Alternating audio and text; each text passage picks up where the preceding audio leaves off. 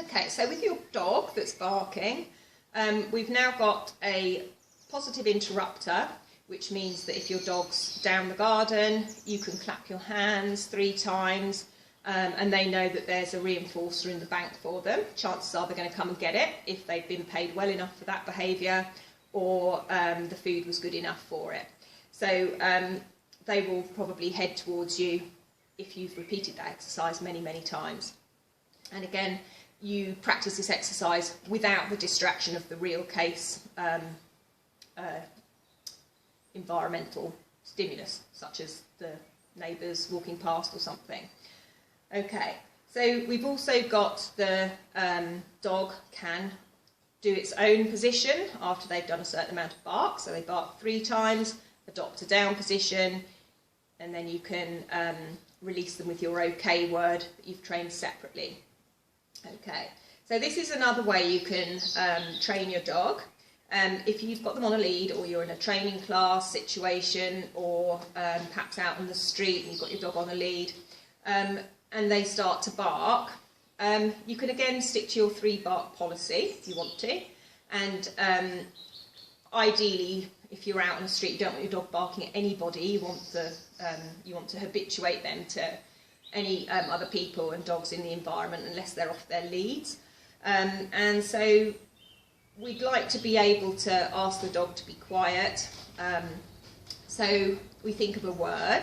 So you can say, quiet please.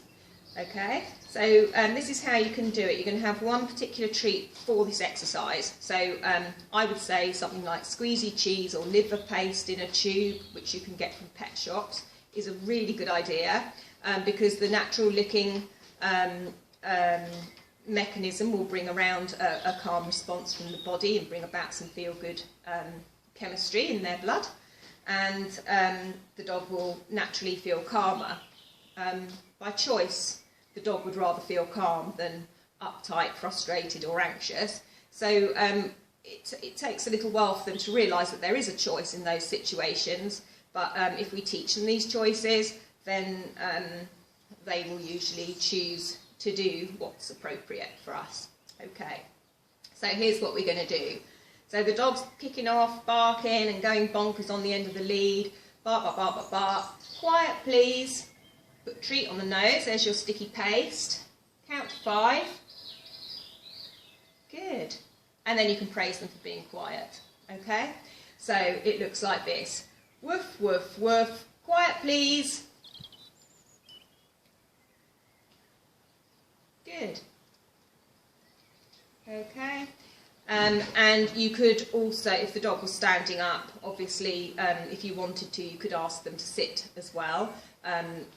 They're probably less likely to continue to bark if they're in the sit position, but you could bring that in after you've taught them the quiet please word.